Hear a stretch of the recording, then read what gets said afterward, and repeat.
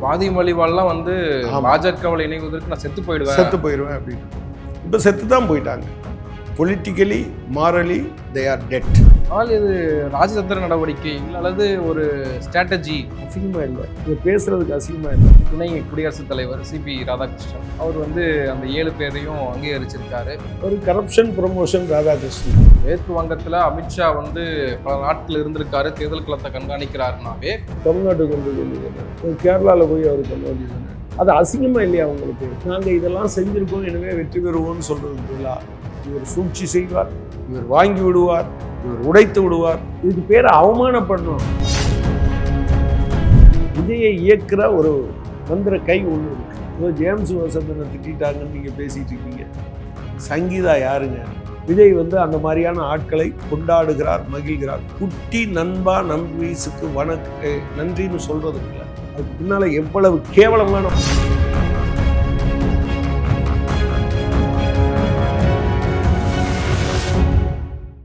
South beat நேயர்களுக்கு வணக்கம். இந்த நேர்காணலில் நாம் சந்திக்கப்போவர் மார்க்சிஸ்ட் கம்யூனிஸ்ட் கட்சியின் மாநில செயற்குழு உறுப்பினர் தோழர் கனகராஜ் அவர்கள். வணக்கம். வணக்கம். தமிழ்நாட்டினுடைய தேர்தல் களத்தில் எதிர்கட்சிகளால் பெரிதும் முன்வைக்கப்பட்டது பாஜக என்கிற பூச்சாண்டியை காட்டி திமுக மீண்டும் ஆட்சியை பிடிக்க முயல்கிறது, பாஜக அப்படி ஒன்றும் தவறான கட்சி கிடையாது அப்படின்னு சொன்னாங்க. குறிப்பாக விஜய் அவர்களும் பாசிசமா பாயாசமா பாஜகன்ற பூச்சாண்டியை காட்டுறாங்க அப்படின்னு அவரும் தன்னுடைய விமர்சனத்தை பிரச்சாரத்தை முன்வைச்சார். ஆனால் இன்றைக்கு ஆம் ஆத்மி ஒரு தேசிய கட்சியாக இயங்கக்கூடிய ஒரு கட்சியாகவும் இருக்கு. அந்த கட்சி நாளைக்கு இருக்குமா இருக்காதான்ற ஒரு நிலைமை ஏற்பட்டிருக்கு. மாநிலங்களவையில் 10 எம்பிக்கள் இருக்காங்க. அந்த 10 எம்பிக்களில் 7 எம்பிக்கள் ராகவ் சத்தா, ஹர்பஜன் சிங், ஸ்வாதி மாலிவால், சந்தீப், அசோக் மிட்டல், விக்ரம் சகானி, ராஜேந்தர் குப்தா உள்ளிட்ட 7 எம்பிக்கள் ஆம் ஆத்மியிலிருந்து விலகி பாஜகவில் இணைந்திருக்காங்க. இது சட்டப்படி டெக்னிக்கலாக 2/3 மெஜாரிட்டி அப்படின்ற அடிப்படையில் இது சரியான முடிவு அப்படின்னு சொல்லப்படுது. ஆனால் இதை நம்ம எப்படி பார்க்கறது, மக்கள் இதை எப்படி பார்க்கணும்?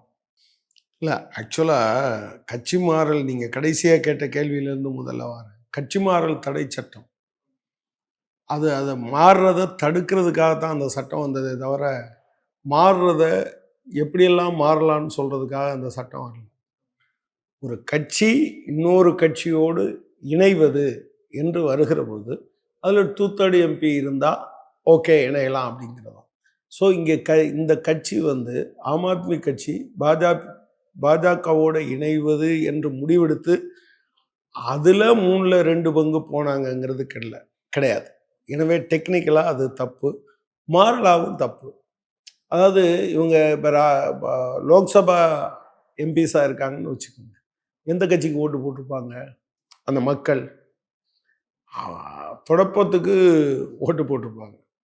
ஸோ நீங்கள் மனசு மாறிட்டீங்கிறதுக்காக உங்களுக்கு ஓட்டு போட்ட 4 லட்சம் பேரோ அல்லது 3 லட்சம் பேரோ 2 லட்சம் பேரோ அவங்க உடனே மனசை மாற்றிக்கிறது கிடையாது இல்லையா? ஒன்று. ஸோ அந்த கண்டிஷனில் நீங்கள் என்ன பண்ண வேண்டியிருக்கும் அப்படின்னு சொன்னால் உங்கள் பதவியை ராஜினாமா பண்ணிவிட்டு அங்கே போக வேண்டியது இருக்கும் அப்படிங்கிறது. எனவே இது சட்டப்படியும் தவறு, தார்மீக ரீதியாகவும் தவறு என்பது ஒரு அம்சம். ரெண்டாவது, நீங்கள் விஜய் தான் சொன்னார் அந்த பாசிசமா பாயசமானு. அவருக்கு எதை பற்றியான புரிதலும் இல்லைங்கிறத தான் நான் பார்க்குறேன். அவருக்கு நிறையா பாப்புலாரிட்டி இருக்குது, நிறையா ஆதரிக்கிறாங்க அப்படிங்கிறதெல்லாம் வேற விஷயம். ஆனால் பேசிக்காக பார்த்தீங்க அப்படின்னு சொன்னால் அவருடைய ஃபாசிசம் சம்பந்தமான புரிதல் ரொம்ப ரொம்ப அபத்தமானது, ஆபத்தானது என்று நான் பார்க்குறேன். ஏன் நான் ஆபத்தானது அப்படின்னு சொல்கிறேன்னா, ஒரு ஆபத்தை குறை மதிப்பீடு செய்வது இருக்கு இல்லையா? அதை குறை மதிப்பீடு செய்வதன் மூலமாக உங்களை நம்பி இருக்கிற அல்லது ஒருவேளை நீங்கள் ஆட்சிக்கு, ஒரு பேச்சுக்காக சொல்கிறேன், ஆட்சிக்கு வந்தால் உங்கள் ஒட்டுமொத்த மக்களையும் ஒரு ஆபத்தை எதிர்கொள்வதற்கு தயாராவதற்கு பதிலாக அதுக்கு இரையாவதற்கு நீங்கள் வழிவகுக்கிறீங்க அப்படிங்கிறது ரெண்டாவது அம்சம். பிஜேபியை பற்றி அதிமுகவுக்கு நல்லாவே தெரியும். ஆனால் ஏன் அதிமுக இங்கே நிற்கிதுன்னா, அல்லது விஜய் இப்படி இருக்காருன்னா இவங்களுக்கு இருக்கக்கூடிய பல்வேறு நிர்பந்தங்கள், பயம், அதாவது தலைமைக்கு அதன் காரணமாக அவங்க அங்கே போய் சேர்றாங்க. பாஜக ஒரு ஒற்றைத்தன்மையை எல்லாவற்றிலும் வலியுறுத்துகிறது. ஒரே நாடு ஒரே தேர்தல்னு அது வலியுறுத்தினா மாநில அரசு, ஒன்றிய அரசு, உள்ளூரில் இருக்கக்கூடிய நீங்கள் ஊராட்சி அமைப்புகள் இது எல்லாத்துக்கும் ஒரே நேரேட்டிவ் அவங்க செட் பண்ணணும். அவங்க வந்து ஒரே நாடு, ஒரே மதம். ஒரே மதம் என்பது ஏதோ இந்து மதம்னு நினைக்காதீங்க. இந்து மதத்துக்குள்ளேயும் அவங்க எதை சொல்கிறாங்களோ அது மட்டும்தான். இந்து மதத்தில் சைவம் இருக்குது, வைணவம் இருக்குது, வைணவத்தில் வடகலை இருக்குது, தென்கலை இருக்குது. சைவ மதத்திலேயே முருகனை வழிபடுவோர் சிவனை வழிபட மாட்டேன் என்று சொல்கிறவர்கள் இருக்கிறார்கள். அப்பனை பாடும் வாயால் சுப்பனை பாட மாட்டேன்னு சொன்ன கவிஞர்கள் இருக்காங்க. இப்படி ஏராளமாக நீங்கள் பார்த்து கொண்டே வர முடியும். எனவே பன்மைத்துறை அதே போல் ஒரே மொழி. அந்த ஒரே மொழி என்பதும் என்னன்னா இந்தி மொழி. ஸோ ஒட்டு மொத்தத்தையும் கபலீகரம் செய்யுது. அதே மாதிரி அரசியல் தளத்தில் அவங்க என்ன நினைக்கிறாங்கன்னா ஒரே கட்சி தான் இருக்கணும். அவங்க ஆக்சுவலாக காங்கிரஸ் முக் பாரத்ன்னு சொன்னது அது ஒரு கட்சி குறித்து சொன்னதில்லை. நம்ம ஊரில் இருக்கக்கூடிய பல்வேறு கட்சிகளும் இருக்கக்கூடியதை இல்லாமல் செய்கிறது அப்படிங்கிறது தான். அதே போல் அவங்க கூட்டாட்சி தத்துவத்துக்கு எதிராக அவர்கள் நடத்துகிற அந்த தாக்குதல் இருக்குல்ல, அது தற்செயலானதல்ல. அது ஒரு திமுக மேலே அல்லது ஆம் ஆத்மி கட்சி மேலே அல்லது திரிணாமுல் காங்கிரஸ் மேலே அல்லது சிபிஎம் மேலே அப்படியல்ல. அது அவங்கள பொறுத்தளவில் கூட்டாட்சி தத்துவம் என்பதே இந்தியாவுக்கு பொருந்தாதது. அது வந்து பிரிவினைவாதத்தை தூண்டக்கூடியது. ஒற்றையாட்சி முறை தான் சரியானது. உணவு கலாச்சாரத்தில், உடை கலாச்சாரத்தில், வழிபாட்டு முறையில், திருமண முறைகளில் இது எல்லாவற்றிலும் அவங்க என்ன நினைக்கிறாங்கன்னா இந்த பன்மைத்துவம் என்பது இருக்கக்கூடாது என்று சொல்கிறாங்க. அதனுடைய அப்பட்டமான வடிவம்தான் தேர்தல் களத்தில் வேறு எந்த கட்சியும் இருக்கக்கூடாது. அவங்க பல கட்சிகளை அழிச்சிட்டாங்க. பேருக்கு வேணால் சில இடங்கள்ல இருக்கலாம். அதில் வந்து எதிர்கட்சி, தங்களை ஆதரித்த கட்சி, ஆதரிக்காத கட்சி, எதிர்த்த கட்சி என்பதெல்லாம் இல்லை. நீங்கள் அவங்க கூட இருந்த கட்சி தான் வந்து நீங்கள் வந்து சிவசேனா. ஆரம்பத்தில் இவங்க வந்தபோது யாருமே அவங்கள ஆதரிக்க தயாராக இல்லாத போது ஆதரித்த கட்சி. அந்த கட்சியை உடைத்தார்கள் என்பதை மறந்து பிஜு ஜனதா தளமும் அதான் நான் அப்படியே வாரேன். அந்த கட்சியவும் அவங்க உடைச்சாங்க. எந்த அளவுக்குன்னா அதில் ஜூனியர் பார்ட்னராக போய் சேர்ந்தாங்க. அப்புறம் கொஞ்சம் கொஞ்சமாக ஈக்குவல் பார்ட்னர்னு வந்தாங்க. அப்புறம் சீனியர் பார்ட்னர் நான் தான்னு வேறு சில காரணங்களை வச்சு அவங்களுக்கு நிர்பந்தம் கொடுத்தாங்க. ஆனாலும் அவங்க ஒத்து வராத போது அவங்க கட்சியை உடைச்சாங்க. கட்சியை உடைச்சு அதில் இருக்கக்கூடிய ஒரு ஆளையே முதலமைச்சரானாங்க. அடுத்த தேர்தலுக்கு அவர் தான் முதலமைச்சர்னு சொன்னாங்க. ஆனால் தேர்ந்தெடுக்கப்பட்ட பிறகு ஃபட்னாவிஸை முதலமைச்சர் ஆக்கிட்டு அவரை ஓரம் கட்டிட்டாங்க. இப்படி நீங்கள் பீப்புள்ஸ் டெமோக்ராட்டிக் கட்சி, குர்கா நேஷனல் ஃப்ரண்ட், நீங்கள் மேற்கு வங்காளத்தில் இவங்களுக்கு வந்து கால் வைக்கிறதுக்கு இடமே இல்லை. அப்போ குர்கா தேசிய முன்னணி இருக்கு இல்லையா, அதன் சார்பாகத்தான் ஜஸ்வந்த் சிங் போட்டியிட்டு முதலாக இங்கே வெற்றி பெற்றார். அதற்கு பிறகு அந்த அமைப்பே இல்லை. அதே போல் நீங்கள் அஸ்ஸாமில் அஸ்ஸாம் கணபரிஷத் கட்சி, அஸ்ஸாம் கணபரிஷத் 3 முறை முதலமைச்சராக இருந்தாங்க. ஜூனியர் பார்ட்னராக போய் சேர்ந்தாங்க. இப்போ கடைசியாக நடந்த தேர்தலில் 2 தொகுதியில் தான் ஆம் ஆத்மி கட்சி போட்டியிட்டது. அது இவங்களுடைய ஜூனியர் பார்ட்னராக இருந்தாங்க. வடகிழக்கு மாநிலங்களில் இருந்த சின்ன சின்ன கட்சிகள், அதாவது நீங்கள் 2020ன்னு நினைக்கிறேன், 20ஆ 19ஆன்னு தெரில, நீங்கள் வந்து கோவா, மணிப்பூர் இப்படி சில மாநிலங்களில் இவங்க ரொம்ப குறைந்த சீட்டுகள் வெற்றி பெற்ற போதும் சில கட்சிகளை சேர்த்து கூட்டணி கட்சின்னு கொண்டு வந்தாங்க. அப்படி கொண்டு வந்த கட்சிகளில் 3 கட்சியை அவங்க முழுங்கிட்டாங்க. நீங்கள் திரிபுராவில் சிபிஎம் ஆட்சி இருந்தது. எதிர்கட்சியாக 7 சீட்டுகள் காங்கிரஸ் ஜெயிச்சது. அப்புறம் அவங்கெல்லாம் வந்து திரிணாமுல் காங்கிரஸுக்கு போனாங்க. அதை மொத்தமாக பிஜேபி விலைக்கு வாங்குச்சு. பிறகு ஆட்சிக்கே அவங்க திரிபுராவில் வந்துட்டாங்க. இப்படி நீங்கள் வரிசையாக பார்த்துக்கிட்டே வந்தீங்கன்னா நீங்கள் பிஜு ஜனதாதள அந்த அந்த கேட்டகரியில் நீங்கள் சேர்க்க முடியும். இப்படி இன்றைக்கி அவங்களோட கூட்டணியில் இருக்க பலரையும் கூட அந்த கேட்டகரியில் சேர்க்க முடியும். இது தவிர்த்து அந்த கட்சியில் இருக்கக்கூடிய இப்போ சுவேந்த அதிகாரி டிஎம்சியினுடைய தலைவராக இருந்தார், அவரை எடுத்துக்கிட்டாங்க. இப்போ ஹேமந்த் பிஸ்வா சர்மா அஸ்ஸாமில் சீஃப் மினிஸ்டராக இருக்கவர் இவங்க கட்சியிலேருந்து வந்தவர், காங்கிரஸ் கட்சியிலேருந்து இங்கே போனவர். இப்படி நீங்கள் பார்த்தீங்கன்னா அவங்க பன்மைத்துவத்தை அங்கீகரிக்காமல் அழிப்பது என்பதில் இப்போ அவங்க எடுத்திருக்க முயற்சி ஆம் ஆத்மி கட்சிக்கு எதிரானது. ஆம் ஆத்மி கட்சியை ஆரம்பத்தில் தேர்தல் மூலமாக தோற்கடிக்க முடியும், பணபலம், ஆள் பலம் இதை வச்சு பண்ண முடியும்னு நினச்சாங்க. ஆனால் அது முடியலைங்கிற போது அவங்க ரொம்ப பெருசாக, அஃப்கோர்ஸ் அது சரி தப்பு, அதாவது ஒரு ஊழல் அற்ற ஒரு மனுஷன் மட்டுமே ஊழலை ஒழித்து விட முடியாது. நான் ஊழலுக்கு எதிரானவன் அப்படின்னு சொல்கிறதுனாலேயே அழிச்சிட முடியாது. ஒட்டுமொத்த சமூகத்தையும் மாற்றணும். அஃப்கோர்ஸ் அவங்க சொன்னாங்க, அவங்க எல்லாரும் மேலேயும், அவங்க நாடாளுமன்ற குழு தலைவர் சஞ்சய் சிங் மேலே, ஆமாம், அவரை பிடிச்சி உள்ளே போட்டாங்க, மணீஷ் சிசோடியாவை உள்ளே போட்டாங்க, கேஜ்ரிவாலை உள்ளே போட்டாங்க, எல்லாத்தையும் பிடிச்சி அவங்கள எல்லாத்தையும் உள்ளே போட்டு அந்த கட்சி தோற்கடிக்கப்பட்ட பிறகு இப்போது அந்த கட்சி இல்லாமல் இருக்க வேண்டும் என்பதற்காக அவங்க பண்ணுறாங்க. இதனுடைய பொருள் என்ன? நீங்கள் நாடாளுமன்ற மேலவையில், அதாவது மாநிலங்களவையில் போதுமான பெரும்பான்மை அவங்களுக்கு இல்லை. இப்போ சமீபத்தில் கொண்டு வந்த தொகுதி மறுவரையறை சம்பந்தமான சட்டம், அந்த சட்டம் 3/2 பங்கு பெரும்பான்மை பெறாததால் அது தோற்கடிக்கப்பட்டது. அப்போ அதனால் இப்போ என்ன பண்ணுறாங்கன்னா, மக்களினுடைய அப்ரூவலை வாங்குறதுக்கு பதிலாக நீங்கள் அந்த கட்சியில் இருக்கக்கூடிய ஆட்களை விலைக்கு வாங்குவதன் மூலமாக சாதிக்க வேண்டும் என்று நினைக்கிறாங்க. அதனுடைய பகுதி தான் இது. எனவே விஜய் அல்லது எடப்பாடி பழனிசாமி இவங்கெல்லாம் இதை தெரியாமல் செய்யலை.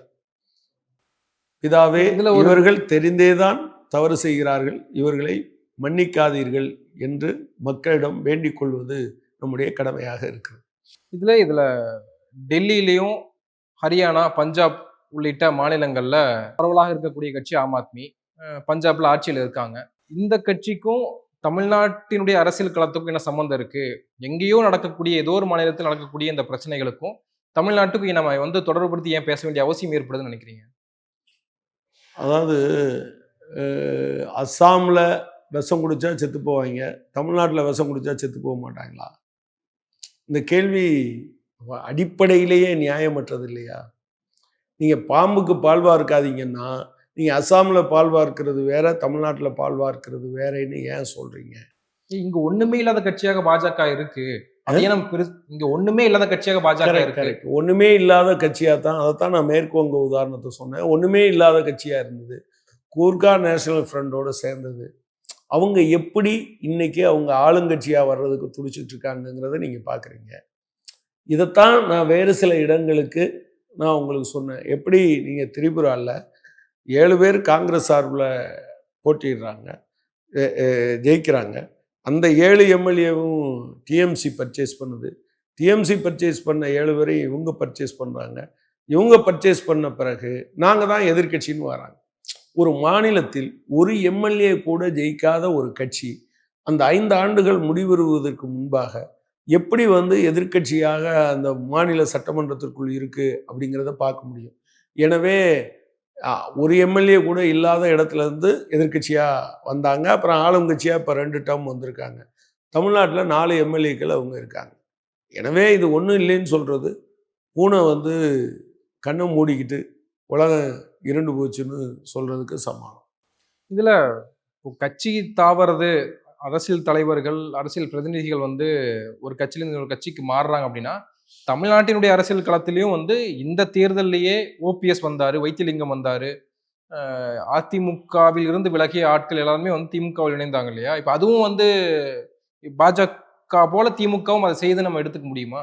இல்லை, இதில் கட்சி தாவல் எல்லாத்தையுமே நான் தப்புன்னு தான் சொல்கிறேன். ஆனால் ஒரு கட்சி தவறு செய்கிற போது, தவறென்று அவர்கள் நினைக்கிற போது அதிலேருந்து வர்றது அது வேற. இப்போ அந்த கட்சியிலேருந்து சில பேர் இங்கே மாறி வந்தாங்க. யார்? ஓபிஎஸ் கட்சியில். அவங்கெல்லாம் எப்படி வந்தாங்க? எம்எல்ஏவாகவே வந்துட்டாங்களா? எம்எல்ஏ பொறுப்பு அஃப்கோர்ஸ் 4 கொஞ்சமாக தான் இருந்தது. எம்எல்ஏ பொறுப்புகளை ராஜினாமா பண்ணிட்டு தான் இங்கே போனாங்க. அதில் தே ஆர் ஃப்ரீ. அதில் நீங்கள் ஒரு கட்சியிலிருந்து தேர்ந்தெடுக்கப்பட்டீர்கள் என்றால் அந்த கட்சியால் தேர்ந்தெடுக்கப்பட்ட பொறுப்புகளை நீங்கள் நிராகரித்து விட்டு வந்தீர்கள் என்றால் ஒரு மாரலாக யூ ஹேவ் சம்திங் அப்படின்னு சொல்ல முடியும். அதுவே இல்லாமல் இருக்கிற போது, இப்போ ஓபிஎஸ்ஸோ அல்லது வைத்தியலிங்கமோ அல்லது வேறு சிலரோ அந்த கட்சியின் பொறுப்புகளை ராஜினாமா செஞ்சுட்டு தான் வந்தாங்க. ஆம் ஆத்மியினுடைய கட்சி தொடங்கப்பட்ட போது என்ன அதனுடைய மாறலாக இருந்ததோ, நீங்க வந்து இப்படி கட்சி தாவறதே மாறல் இல்ல அப்டின்னீங்க. ஆனால் ஆம் ஆத்மி தன்னுடைய மாறலை இழந்திருக்கு. ரூ. 2 பேனா யூஸ் பண்ணாரு. கிழிஞ்ச பேண்ட்ட போட்டு வந்தாரு. அப்பல்லாம் வந்து இன்ஸ்பயர் ஆனோம். ஆனா, இன்னைக்கு பல கோடி ரூபா வீட்ட கட்டியிருக்காரு. பல கோடி ரூபா உள்ள நிறைய பொருட்கள வாங்கி குவிச்சிருக்காரு கெஜ்ரிவால். அப்போ அவரு தன்னுடைய மாறல இழந்திருக்காரு. நாங்க எத நெனச்சு அவர்கிட்ட போய் சேர்ந்தோமோ, அது இன்னைக்கு வேறு ஒன்றாக இருக்கு. அப்போ நாங்க வந்து பாஜக தான் அதுக்கு இன்றைக்கு பாஜக சிறந்த கட்சியாக இருக்கு அப்படின்னு சொல்லிட்டு அவங்க வர்றாங்க இல்லையா? அப்ப அதுவும் ஏற்புடையதா தான் இருக்கு. ஸோ ஆம் ஆத்மியிலேருந்து வெளியே போனவங்கெல்லாம் மாரல் விழுமியத்தை பற்றி பேசுகிறாங்க. இப்போ பாஜக அவங்க இந்த கட்சி ஆரம்பித்த போது இருந்ததை விட இப்போ யோக்கியமான கட்சியாக மாறிடுச்சா? சூரத்தில் 11 லட்சம் லிட்டர் பிடிக்கிற தண்ணி டேங்கை கட்டி முடிக்கிறதுக்குள்ளே இடிஞ்சு விழுந்துச்சா? மோர்சி பிரிட்ஜு அதை வந்து புதுப்பிக்கிறோன்னு சொல்லி துருப்பிடிச்ச இதை போட்டு எத்தனை பேர் செத்து போனாங்க? அதை எந்த கணக்கில் சேர்க்கறது? நீங்கள் சரஸ்வதி ஹைவே, துவாரகா ஹைவே, அதில் வந்து 18 லட்சத்துக்கு ஒரு கிலோமீட்டருக்கு ரோடு போடுறோன்னு சொல்லி 205 லட்சத்துக்கு எடுத்தாங்களே, அது எந்த மாடலில் சேரும்? பல 10,000கணக்கான கோடி ரூபாயை பிஎம் கேர்னு வாங்கி அரசு பேரை வச்சுக்கிட்டு அது பிரைவேட் ஃபண்டு நான் கணக்கு கொடுக்க மாட்டேன்னு சொல்கிறது எந்த மாடலில் சேரும்? ஒரு ராமர் பேரை சொல்லி ஆட்சிக்கு வந்துடுறீங்க. ராமர் கோயிலை கூட ஒழுகாமல் கட்ட முடியல. புது பார்லிமெண்ட் பில்டிங் கட்டுறேன்னு அதை ஒழுகாமல் உங்களால் கட்ட முடியல. உங்களுடைய யோக்கியத அம்சம் என்னவாச்சு? ஸோ இவங்க உண்மையிலேயே அப்படி தெரிஞ்சு தனியாக ஒரு கட்சி துவங்கினா அது பிரச்சனை இல்லை. பிஜேபிக்கு போகிறேன் அப்படின்னு சொன்னால் பிஜேபி யோக்கியமான கட்சின்னு எங்கேருந்து இவர் அந்த கணக்குக்கு வந்தார்? எனவே சுவாதி மலிவால்லாம் வந்து பாஜகவில் இணைவதற்கு நான் செத்து போயிடுவேன் அப்படின்னு. இப்போ செத்து தான் போயிட்டாங்க. Politically morally they are dead. இந்த வார்த்தை அப்படியே அதாவது இந்த மாதிரியான இந்த முதலாளித்துவ கட்சிகளில் இருக்கக்கூடிய நபர்கள் இருக்காங்கல்ல, சில விதிவிலக்குகளை தவிர மற்றவர்களுக்கு இதெல்லாம் வந்து ஒரு பொருட்டே கிடையாது. இப்போ தூக்கில் தொங்கிடுவேன்னு சொன்னவர் தமிழ்நாட்டில் ஒருத்தர் இருக்கார்ல, நான் எடப்பாடி பழனிசாமி தான் முதலமைச்சர்னு சொன்னால் நான் தூக்கில் தொங்குவேன்னு சொன்னார்ல, டிடிவி தினகரன். என்னானாரு? தூக்கில் தொங்கினாரா? எவன் கேட்க போகிறான்? தூக்கில் பிடிச்சி தொங்கவா விட போகிறாங்க அப்படிங்கிற தைரியம் தான். எனவே நீங்கள் வந்து சுவாதி மாலிவால் சொன்னது அல்லது அந்த சதா வந்து நீங்கள் வந்து குண்டர்களின் கட்சி, பாஜக என்னைக்கு குண்டர்களின் கட்சியாக இருந்து எந்த கங்கையில் மூழ்கி எழுந்து புத்தர்களின் கட்சியாக மாறிச்சுன்னு அவங்கள்ட்ட ஏதாவது இருக்கா என்ன? மிக அசிங்கமானவர்களாக இருக்கிறார்கள். அவர்கள் ஏதோ ஒரு காரணத்துக்காக போகட்டும், ஆனால் போனதுக்கு ஒரு நியாயம் சொல்கிறாங்க பார்த்தீங்களா? அது பிஜேபியை நியாயப்படுத்தி உண்மையில் politically morally they are dead, biologically they are there. அவர்கள் உயிரோடு இருக்கிறார்கள். ஆனால் நீங்கள் வந்து கருத்தியல் ரீதியாக நீங்கள் பார்த்தீங்கன்னா என்னவா அவர்கள் உயிர் பெற்று வந்தார்களோ, என்னவா வளர்ந்து வந்தாங்களோ அந்த விஷயத்தை அவர்கள் இழந்திருக்கிறார்கள். அவர்கள் அரசியலாகவும் மரணித்திருக்கிறார்கள், தார்மீக ரீதியாக மரணித்திருக்கிறார்கள். அங்கே ஒரு நம்பருங்கிற முறையில் பார்லிமெண்ட்டுக்குள்ளே இருப்பாங்க. நீங்கள் சொன்னது போல் சஞ்சய் சிங் வந்து ஆம் ஆத்மி கட்சியினுடைய தலைவர். அவர் இந்த 7 பேரும் தகுதி நீக்கம் செய்யணும் அப்படின்னு ஒரு கோரிக்கையை முன் வச்சிருந்தாரு. ஆனால் இன்றைக்கு நியூஸ் வந்திருக்கு, நம்முடைய தமிழ்நாட்டிலிருந்து துணை குடியரசுத் தலைவர் சிபி ராதாகிருஷ்ணன் அவர் வந்து அந்த 7 பேரையும் அங்கீகரிச்சிருக்காரு. அதை எப்படி நம்ம பார்க்கிறது? நீங்க எப்படி அதை புரிஞ்சுக்கிறீங்க? ஒரு கரப்ஷன் ப்ரமோஷன் ராதாகிருஷ்ணன். நீங்க வந்து கட்சி தாவுறதோ அங்கீகரிக்கிறதும் அதை நியாயப்படுத்துறது இருக்குல்ல, நீங்க சட்டப்படி கூட சொல்லிட்டு போங்க, சட்டப்படி இப்படி ஒன்று இருக்கு அப்படின்னு. ஆனால் கட்சி தாவலை ஊக்குவிக்கிறதுக்காகவா கட்சி தாவல் தடை சட்டம் வந்தது? அதனுடைய ஸ்பிரிட் இருக்குல்ல. அவங்க எப்போதுமே நாங்கள் டிஃப்ரெண்ட் பார்ட்டின்னு சொல்லுவாங்க. இவங்க சொல்கிற மாற்று மாதிரி, மாற்றுனா ஏதோ முன்னேற்றத்துக்கான மாற்றுன்னு நம்ம நினச்சிட்டு இருப்போம், ஆனால் நம்மளை பின்னோக்கி இழுக்கிறதுக்கு. அது மாதிரி இவங்க சொல்கிற வித்தியாசமான கட்சி இருக்கு இல்லையா, இதுவரை எவனும் செய்யாத அயோக்கியத்தனங்களை எல்லாம் செய்வோம் அப்படிங்கிறதான் அது வித்தியாசமான கட்சி. இதில் வந்து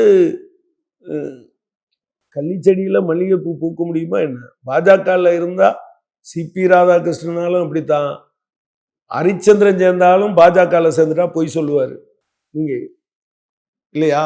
அதனால் அதுக்கு ஒரு அதே போல் நீங்கள் வந்து நக்கீரன் வந்து பாஜகவில் சேர்ந்துட்டாரு அப்படின்னு சொன்னால் அவரும் மன்னிப்பு கேட்பார். நெற்றிக்கண் திறந்தாலும் குற்றம் குற்றமேன்னு வெளியே சொல்றவர் பாஜகவில் சேர்ந்துட்டாருன்னா நீங்க என்ன சொன்னாலும் சரி ஏஜமா அப்படிங்கிற நிலைமைக்கு போயிடுவாங்க. அது அதனுடைய குணம். நீங்க விரியன் பாம்பு குட்டியில் விஷமற்ற குட்டி என்று எதையும் கருதாதீர்கள். அதுல விரியன் பாம்பு குட்டியில இது தமிழ் விரியன் பாம்பு, அது வந்து அது என்ன உத்தரப்பிரதேச விரியன் பாம்புலாம் நீங்க பார்க்காதீங்க. எல்லாத்துக்கும் விஷம் இருக்கும். விஷம் இருக்கிறதுனால தான் அது அங்கே அங்கீகரிக்கப்படுது, அது கொண்டாடப்படுகிறது. எனவே சிபி ராதாகிருஷ்ணன் என்பவர் ஒரு பக்கா ஆர்எஸ்எஸ்காரர், ஒரு பக்கா பிஜேபிக்காரர். அவர் இந்த மாதிரியான விஷயங்களை நியாயப்படுத்துவதற்கு எந்த நிலைமைக்கும் போவார் என்பதுதான். ஆனால் இது ராஜதந்திர நடவடிக்கை அல்லது ஒரு ஸ்ட்ராட்டஜி.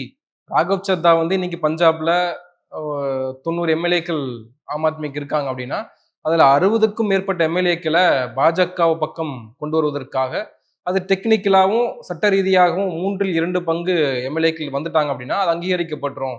அந்த வேலையில இறங்கியிருக்காரு. அசிங்கமா இல்லை? இதை பேசுறதுக்கு அசிங்கமா இல்லை? நான் பக்கத்து வீட்டுக்காரன் பணக்காரனா இருக்கான், நான் ஏழையா இருக்கேன். அந்த வீட்டில் இருக்க ஒருத்தனை பிடிச்சி, அந்த வீட்டில் ஒருத்தன் நம்பிக்கையான வேலையாளா இருக்கான், அந்த வீட்டில் இருக்கக்கூடிய செல்வத்தில் பெரும்பகுதியை என் வீட்டுக்கு கொண்டு வந்துட்டா நான் பணக்காரன் ஆயிடுவேன், அவன் ஏழை ஆயிடுவான் அப்படின்னு சொன்னா இதை அங்கீகரிப்பீங்களா? அதை அங்கீகரிப்பீங்களா? அதுவாவது சொந்தமா சேர்த்த சொத்துன்னு கூட சொல்லலாம். இது உங்களுக்கான சொத்தே கிடையாது. இது எவ்வளவு அசிங்கம். அதனால தான் நான் சொல்றேன், பாஜக என்பது பாசிசம்னு சொல்லும்போது எல்லா விதமான விழுமியங்களுக்கும் எதிரானவர்கள், எந்த படுபாகத்திற்கும் அவர்கள் தயங்காதவர்கள். நீங்க அத பாசிசங்கிறத அந்த பாயசம் சொன்னதுலேயே அவர் எவ்வளவு என்ன சொல்றது சைல்டிஷ் அப்படின்னு தெரிஞ்சது. மற்றவங்கெல்லாம் நபர்களை, ஏன்னா இவங்க ஆட்கள் நேற்று ஜேம்ஸ் ஓசந்தன் காரை யார் அடிச்சாங்கன்னு தெரியல. நீங்க வந்து எனக்கு நரேந்திர மோடியினுடைய கருத்து பிடிக்கவில்லை என்றால் அந்த கருத்து மண்ணோடு மண்ணாகும் வரை அதற்கு எதிராக போராடுவேன். ஆனால் நரேந்திர மோடி என்கிற மனிதர் மீதான தாக்குதலை, தனிநபர் தாக்குதலோ அல்லது உடல் ரீதியான தாக்குதலையோ நான் அங்கீகரிப்பது கிடையாது. ஏனென்றால் எவ்வளவு மோசமான கருத்தையும் வைத்திருப்பதற்கு ஒருத்தருக்கு உரிமை இருக்கிறது. அதுதான் ஜனநாயகம். ஆனா ஒரு கருத்தை சொன்னாலே அது மகாத்மா காந்தி, பன்சாரே அல்லது வந்து நீங்க யாரா இருக்கட்டும், அந்த கருத்து சொன்னாங்கன்னா உடனே போட்டு தள்ளிடுறோம். இது பாஜக. எனவே உங்களுக்கு ஒரு வீட்டில் கொள்ளையடிக்கிறத பெருமையா பேசுறது, அதுக்கு ராஜதந்திரம்னு பேர் வைக்கிறது அசிங்கம் இல்லை? கேவலம் இல்லை? இது எப்படி ராஜதந்திர நடவடிக்கைன்னு நீங்க சொல்றீங்க? அப்ப நேர்மையை பத்தி உங்களுக்கு கவலை இல்லை, ராஜதந்திரம். இது ராஜதந்திரம் மட்டும் இல்லை, சதியும் சேர்ந்தது. இதுக்கு ஒருத்தர் பேசுறதுக்கு அவமானப்படணும், வெக்கப்படணும்.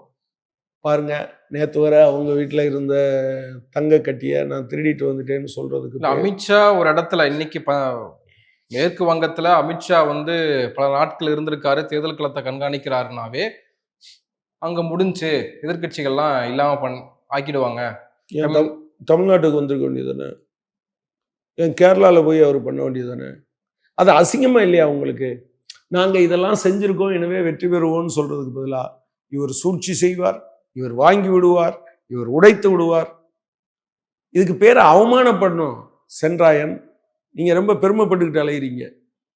இது அசிங்கம்னு உங்களுக்கு உணராற வரையிலும் நீங்க உங்க மேல மலத்தை தூக்கி பூசிக்கிட்டு அது ஸ்மெல்லா இருக்கு, நல்ல நறுமணமா இருக்குன்னு நீங்க பேசிட்டு போறீங்க. இது அசிங்கம், அவமானம், கேவலம், இந்திய ஜனநாயகத்துக்கு எதிரானது. இதை கரெக்டா நீங்க டிஃபைன் பண்ணா அரசியல் அயோக்கியத்தனம் என்று பெயர்.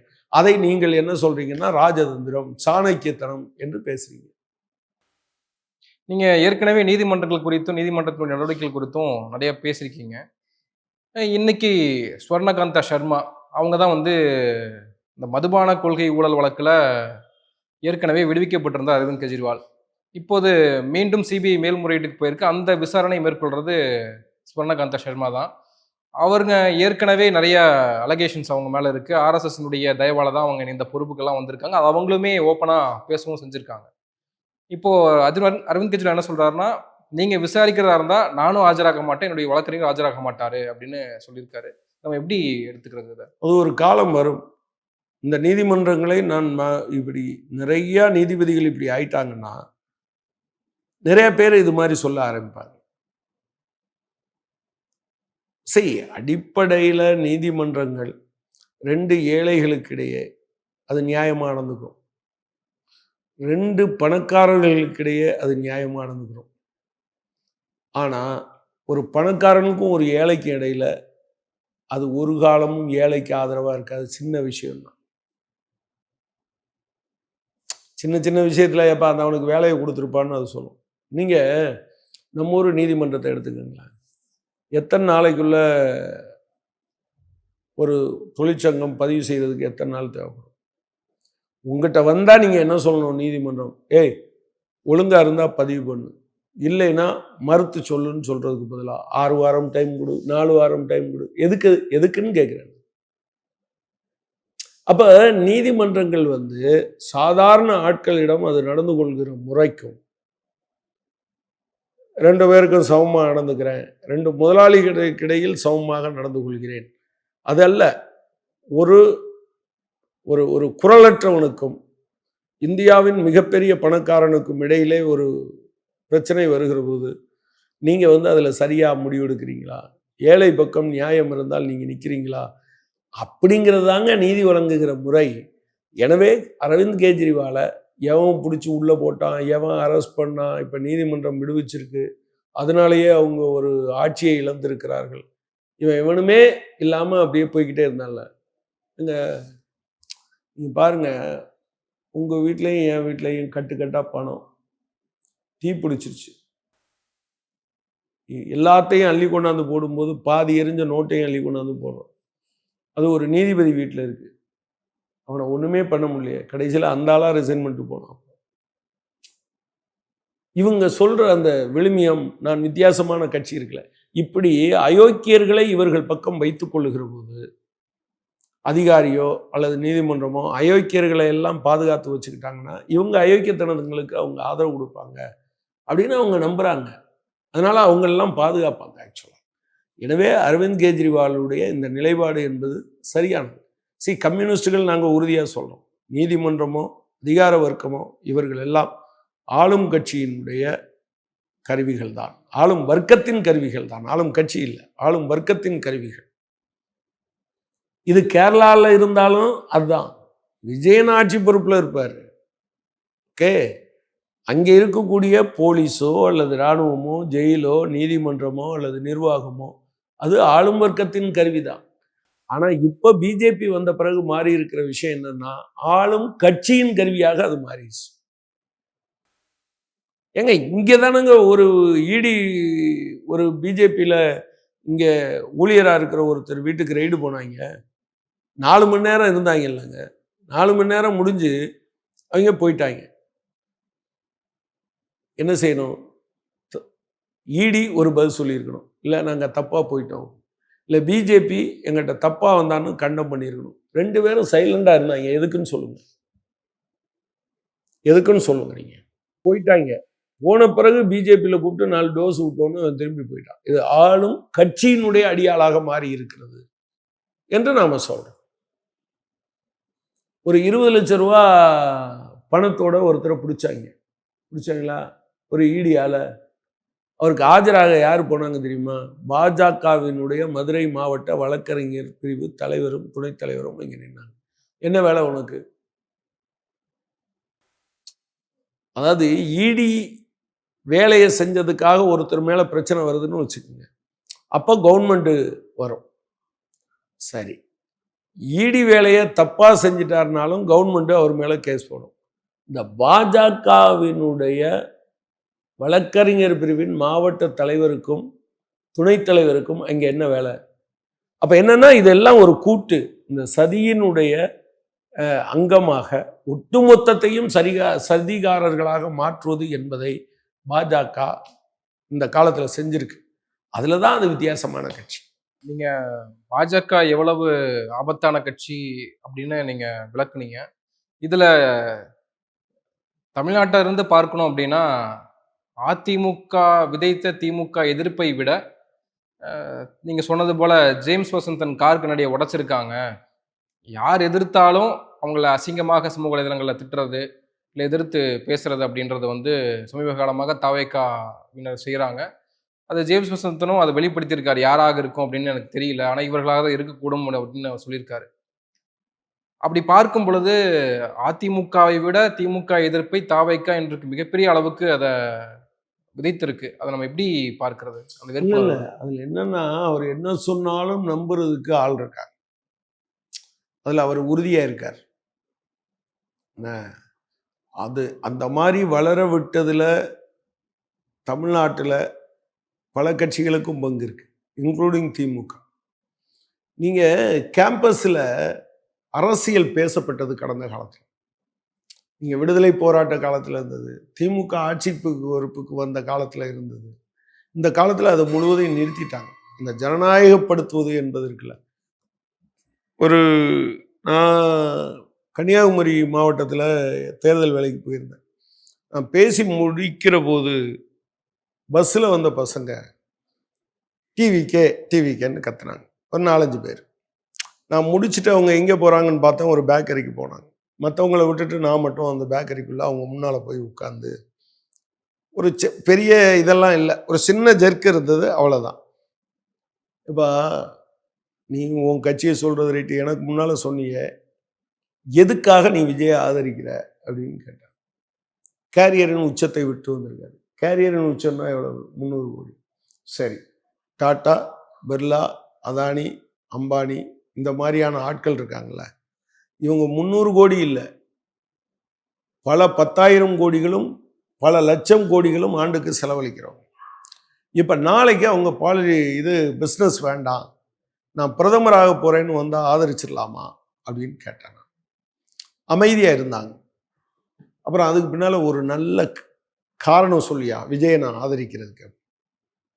எல்லாரும் அமைதியாக இருந்தாங்க. ஒரே ஒரு பையன் மட்டும் திரும்ப என்ன சொன்னான்னா, சார் அவர் விஜயாக இருப்பதே அவரை ஆதரிப்பதற்கான காரணம். இதுக்கு நீங்கள் என்ன பதில் சொல்லுவீங்க? ஒன்றும் சொல்லுவோம். ஏன்னா அதை ஆதரிப்பதற்கான நியாயமான காரணம் எதுவும் அவனிடம் இல்லை. எனவே நீங்கள் எதை சொல்லியும் அவனை கன்வின்ஸ் பண்ண முடியாது. You have to cultivate. நீங்க அவங்கள பயிற்றுவிக்க வேண்டிய ஒரு விதமான மூட நம்பிக்கையில சிக்கியிருக்காங்க. ஆமா, மூட நம்பிக்கையை விட மோசமான மூட நம்பிக்கை. எனவே நான் என்ன பார்க்குறேன் அப்படின்னு சொன்னா, இந்த தேர்தலில் விஜய் முன்வைத்த பல கருத்துக்கள், அல்லது அவங்க ஆளை பயிற்றுவித்திருப்பது, அல்லது நடந்த மோசமான சம்பவங்களில் அவர் நடந்து கொண்ட முறை, ஒரு 46 நாய் செத்து போச்சு அப்படின்னு நினைக்கிற அளவுக்கு தான் அவரோட மனநிலை இருந்தது. நீங்க இதை நான் நாயின்னு சொன்னோன்னு உடனே யாரும் சண்டைக்கு வந்துட வேண்டாம். இதை எதுக்காக சொல்றேன்னா, மோடி பிரதமர் ஆக தேர்ந்தெடுக்கப்பட்டு விட்டார் 2014. அவர் டெல்லிக்கு போறதுக்கு முன்னால அவர்கிட்ட பேட்டி எடுக்கிறாங்க. அப்போ அந்த ராய்ட்டர் செய்தியாளர் இவர்கிட்ட கேட்கிறார், எங்க நீங்க முதலமைச்சராக இருந்தபோது குஜராத்தில் ஆயிரக்கணக்கான முஸ்லிம்கள் கொல்லப்பட்டார்களே, உங்களுக்கு வருத்தம் இருக்கிறதா அப்படின்னு. அப்போ அவர் ஒரு பதில் சொன்னார், நீங்க டிரைவர் சீட்ல இருந்தாலும் சரி, பின்னால உட்கார்ந்து பயணம் செஞ்சாலும் சரி, உங்க கார்ல ஒரு நாய்க்குட்டி அடிபட்டு செத்து போனா நீங்க வருத்தப்பட மாட்டீங்களா? எவ்வளவு கொடூர மனம், வன்மமும் வக்கிரமும் இருந்தால் ஒரு ஆயிரக்கணக்கான பேர் கொல்லப்பட்டதை ஒரு ஆக்சிடென்ட்ல ஒரு நாய்க்குட்டி கொல்லப்பட்டதற்கு சமப்படுத்த முடியும்? அப்படி ஒன்றும் இவர் வெளிப்படுத்தலையே தன்னுடைய. அவர் வெளிப்படுத்துவதன் மூலமாக அதை செய்தார், உதாசீனம் செய்வதன் மூலமாக இவர் செய்தார். ரெண்டுக்கும் என்ன வேறுபாடுன்னு நீங்க நினைக்கிறீங்க? ஏன் இதை அவங்க அப்படி ஒரு ஆட்கள், ஒரு சமூகத்தையும் அவர் அப்படி உருவாக்க முனைகிறார். ஒரு அம்மா சொல்லுது, 41 பேர் இறந்தாங்க, ஆனால் அடுத்த இசை வெளியீட்டு விழால போய் அவர் டான்ஸ் ஆடினார். அவருக்கு அது ஒன்றும் ஏன் டான்ஸ் ஆடினார்னா, ஒரு அம்மா சொன்னாங்க, அவர் எப்படியாவது ஆட்சிக்கு வந்துட்டா பரவாயில்ல, அவரை பார்த்துட்டேன் சந்தோஷம், என் பையன் இறந்து போனது எனக்கு ஒன்றும் அதை விட பெரிய விஷயமாக நான் பார்க்கவில்லை. இந்த மனோநிலையை கல்டிவேட் பண்றது, அதை எதிர்த்து என்னைக்காவது கண்டம் பண்ணியிருக்காரா? இதை தவறுன்னு சொல்லியிருக்காரா? அப்ப அவர் திட்டமிட்டு இந்த மாதிரியான விஷயங்களை மேல கொண்டு வரார். ஏங்க அவர் சொல்றாருங்க, குட்டி நண்பா நண்பீஸுக்கு வணக்கம் அப்படின்னு. ஏங்க ஒரு கையெழுத்து, நீங்கள் ஒரு விஷயத்தை புரிந்து கொண்டு கையெழுத்திடுவதற்கு உங்களுக்கு 18 வயதாக இருக்க வேண்டும். ஏன் அது ஒரு மெச்சூரிட்டிக்கு ஒரு லெவல் வச்சிருக்கான். 18 வயசுக்கு மேலேயும் 51 வயசான பிறகு மெச்சூரிட்டி இல்லாமல் கொஞ்சம் பேர் இருக்காங்கிறது வேற விஷயம். ஆனால் அந்த மெச்சூரிட்டிக்கு ஒரு லெவல் வச்சு, ஓட்டு போடுறதுக்கு ஒரு வயசு வச்சிருக்கான். அப்பா அம்மாட்ட கேட்டுட்டு போடலான்னு கூட. 17 வயசு 364 நாள் தான் ஆச்சுன்னா நீங்க ஓட்டு போட முடியாது. ஆனா 5 வயசான ஒருத்தர் 70 வயசான ஒருத்தரிடம் அழுது அடம் பிடிச்சு ஓட்டு போட வைக்கிறாங்க அப்படின்னு சொன்னா நீங்க எதை இது பண்றீங்க? உங்களுடைய இன்னோசன்ஸை அவர் எக்ஸ்ப்ளாய்ட் பண்ணியிருக்கார். சாதாரண குழந்தைகளுடைய அறியாமையை இவர் நடிக்கிறது, இவர் ஆடுறது, இவர் பாடுறது, இவர் ஸ்டைலு, யாரோ டைரக்ட் பண்றாங்க, அந்த கதைக்கு இவர் இருக்காரு, இவரை வில்லனா அவன் தேர்ந்தெடுத்திருந்தான்னா இவர் வில்லனா தான் இருந்திருப்பாருன்னு தெரியாத ஒரு பகுதியினர் இவரை ஆதரிக்கிறாங்க. அவங்க வீட்டில் கட்டாயப்படுத்துவாங்கன்னு அவர் சொல்றாரு. முடிஞ்ச பிறகு அவங்க சொன்னதா சொல்றாரு. இவங்களுக்கு பேர் என்னது? Minor. They are not major. They are not eligible to cast even their votes. But he is in. அவரு அவங்கள என்ன சொல்றாருன்னா அடம் பிடிச்சு அப்பா அம்மாட்ட பேசி ஓட்டு போட வைன்னு பேசுறாரு. அதை கொண்டாடுகிறார். இந்த மனோநிலைக்கு பேர் என்னது? இந்த மனோநிலை இருக்குல்ல, இதுதான் பாசிசத்துக்கான பிரீடிங் கிரவுண்ட். அதனாலதான் அவர் பிஜேபியை எதிர்த்து பேச மாட்டேன்றாரு, பிஜேபி இவரை எதிர்த்து பேச மாட்டேன்றாங்க. ஸோ அவங்க ரெண்டு பேரும் ஒரு இடத்துல மீட் பண்றாங்கன்னு நான் நினைக்கிறேன். நீங்க உங்களுக்கு தெரியுமா, தமிழ்நாட்டில் திமுகவுக்கு அதிமுகவுக்கு இல்லாத அளவிற்கு தொகுதி அளவிலான அலுவலகங்களை நீங்க பார்த்துருக்கீங்களா? கோயம்புத்தூர்ல போய் சுத்தி பாருங்க. மாதத்திற்கு 1 லட்சம் வாடகை அளவிற்கான கட்டணம். இதுக்கான பணம் எங்கிருந்து வருது? இதுக்கான பணம் எங்கிருந்து வருது? ஸோ ப்ராப்ளம் என்னன்னா, நீங்க தனியா விஜயை பார்க்காதீங்க. விஜயை இயக்குற ஒரு மந்திர கை ஒன்று இருக்கு. எந்த நேர்மையும் இல்லாம நீங்க இப்ப சொன்னீங்கல்ல, அவங்க 2 பேரும் கல்யாணம் முடிச்சிட்டாங்க, சங்கீதாவும் விஜய். நான் எப்போதுமே தனிப்பட்ட வாழ்க்கை பிரச்சனையே கிடையாது. அவங்க சமூகத்துக்கு நன்மை செய்கிறாங்களா இல்லையான்னு பார்த்துட்டு போவேன். எனவே சங்கீதாவுக்கும் விஜய்க்கும் உள்ள பிரச்சனையை அவங்க கோர்ட்டில் தீர்த்துக்கணும், அது வேற. ஆனால் சங்கீதா எதனால இப்படி இருக்காங்க, என்ன எதனால பெட்டிஷன் போட்டாங்கன்னு கூட தெரியாம சங்கீதாவை எவ்வளவு கேவலமா திட்டினாங்க. ஏதோ ஜேம்ஸ் வசந்தனை திட்டாங்கன்னு நீங்க பேசிட்டு இருக்கீங்க. சங்கீதா யாருங்க? எனக்கு உட்கார்றது கூட இடம் இல்லைங்க, ஒரு இடத்த வாங்கி கொடுங்க, என் பிள்ளைங்களுக்கு எனக்கு எதுவுமே கிடைக்கலங்கன்னு ஒரு ஒரு இறைஞ்சுதலோடு ஒரு பெட்டிஷனை நீதிமன்றத்தில் கொடுக்குறாங்க. ஓகே, அவங்களுக்கும் இந்த தாவேக ஆதரவாளர்களுக்கும் எந்த பகையும் கிடையாது, சரியா? ஜேம்ஸ் வசந்தனாவது என்ன பண்றாரு? தாவேகாவை கிரிட்டிசைஸ் பண்றாரு. அது கருப்பு பணம்னு சொல்றா இல்லையா? கொடுத்தவன் கருப்பு பணம் கொடுத்தா வாங்கினது கருப்பு பணம் தானையா, இது என்ன அப்படின்னு அவர் கான்ஃபிடன்ட் பண்றாரு. அவன் பதில் சொல்ல தெரியல. எனவே கண்ணாடியை உடைக்கணும்னு முடிவு பண்றான். அவர் கருத்தை உடைக்கிறதுக்கு பதிலாக கண்ணாடியை உடைக்கிறது, கருத்தை புதைப்பதற்கு பதிலாக காந்தியவே புதைக்கிறது. இதுல ஒரு ஒரு ஒரு பேரலல்ல நான் பார்க்குறேன். அப்படியே நான் ஈக்குவல் அப்படின்னு நான் சொல்லலை, but there is a parallel. அதை கண்டிக்கிறதுக்கு விஜய் வரல. விஜய் அந்த மாதிரியான ஆட்களை கொண்டாடுகிறார், மகிழ்கிறார். குட்டி நண்பா நம்பீஸுக்கு நன்றின்னு சொல்றது இருக்குல்ல, அதுக்கு பின்னால எவ்வளவு கேவலமான மனோநிலை இருக்கு தெரியுமா? ஒரு ஒரு ஒரு குழந்தைக்கு ஸ்வீட் கொடுத்து ஏமாத்தி செயினை பறிச்சுட்டு போறதுக்கும் இதுக்கும் எந்த வித்தியாசமும் இல்லை. நன்றி, நிறைய விஷயங்களை பகிர்ந்துருக்கீங்க. உங்க நேரத்துக்கு மிக்க நன்றி. நன்றி.